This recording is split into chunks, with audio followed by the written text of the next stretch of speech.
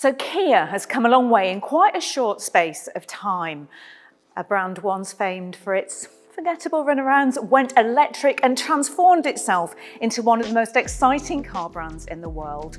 And it's all thanks to cars like this, the Kia EV6. But this is no ordinary EV6. This is the new GT model. And I am here in Germany to not drive it. Yes, you heard right. We're not actually allowed to drive it. In fact, nobody outside the company has had the pleasure of taking this car further than the factory gates. But the lovely people at Kia have promised me the next best thing, a passenger ride in the sportiest, fastest and most exotic car Kia has ever made. And here are 6 things that you need to know about it.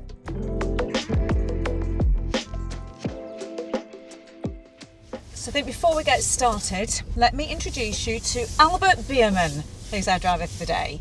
Hello, Albert. Albert is incidentally the man behind Kia and some of Hyundai's most enjoyable cars to drive. I'm talking, of course, about the performance cars and the Kia Stinger. We're also joined by Dan, our minder, who's here to make sure that I don't convince Albert to give me the keys to the car. Yeah, that's Any true. chance of that? No, probably not. Albert, is this a good time to tell you that I'm a really bad passenger?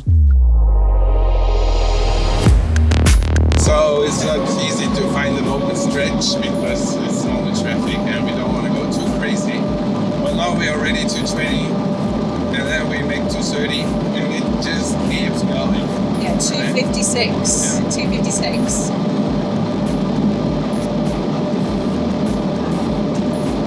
So the EV6 GT is basically a 5-door family car with the performance of a Lamborghini and a price tag that's about £100,000 less.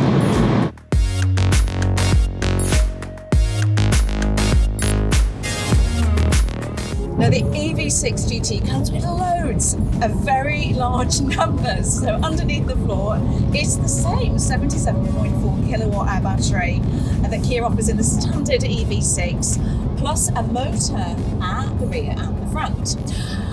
And that's where the similarities completely end though, because the rear motor in this car develops 362 brake horsepower, correct? While the front one adds 215 brake horsepower. Let me do the maths. Combined output of 85 horses. 577, Maybe not UK horses. Yeah, in UK you always have a little more powerful horses. So now we start at 100 and it just goes like that, right? That's what we're talking about. I mean, personally, I find it really crazy that it's just about 9 years ago since I drove what was Kia's first electric car, the Soul EV, back in Korea. I think if you'd have told me then that if you fast forwarded just 9 years, I'd be sitting in a car that can do 0 to 62 in 3.5 seconds, I'd have probably said you were mad.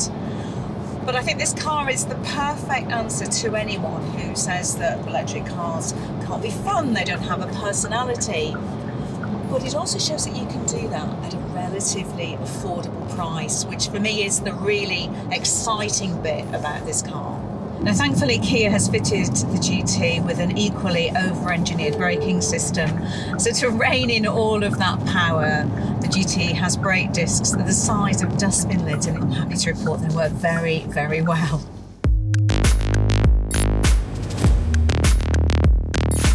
Now, as we all know, power in the wrong hands can be quite a dangerous thing, which is why the GT comes with what Kia calls GT Drive mode. So on regular EV6s, you can choose between Eco, Normal and Sport mode, which give progressively sportier driving experiences. The GT, though, adds a 4th mode, which throws the whole kitchen sink at the driving experience. The motor delivers full beams, the steering reactions are sharpened, the traction control is altered slightly. You know, you can really feel it when Albert here just engages all that. You can also fine-tune the settings to get driving experience that is just right for you. So Albert, I'd love to know, what is your ultimate setting for this car? What's the Albert setting? So come on. The GT mode is already great. Yeah. But if I would go on a long stretch, I would keep everything at full sportiness, Yeah. but for the chassis, I would probably go to long. Okay. Yeah, because if you go long distance, then I don't need all the tight damping. I can be more relaxed. Because the system is still active, the sensors are still alive, so it's an adaptive system. It's not like only in fixed position. It keeps adjusting to brake input, steering, throttle input. But of course, it's a longer leash in comfort than in Sport Plus, where the leash is very short. Yeah. So there you have it. That's Albert mode, or also to be known as driving legend mode.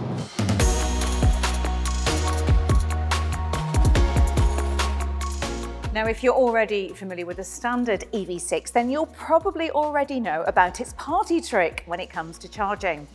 So it comes with an 800-volt electrical system, which in electric car world is really cutting-edge tech. Why? Okay, I'm going to try to keep this simple. So basically, the higher the voltage, the lower the current needs to be to charge it.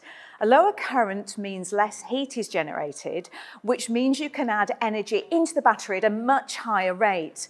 Now, what that means in waiting times is that this car can charge to 80% in under 20 minutes. That's on a 350 kilowatt charger. And just like the normal EV6, the GT comes with a vehicle to load or V2L system that lets you power any device you want. So when you finish beating the Ferraris away from the traffic lights, you can pull over and make yourself a nice cup of tea to celebrate.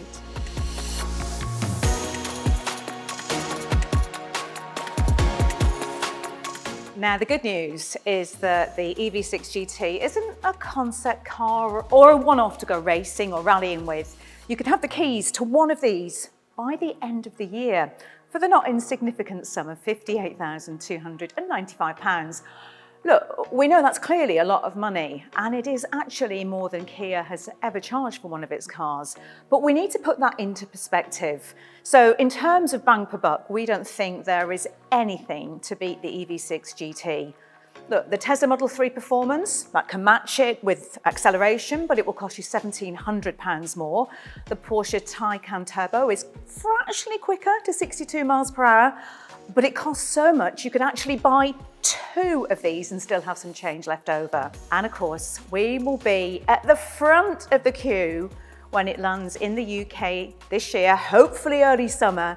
So make sure you subscribe and switch those notifications on so you know when our first drive of this has landed.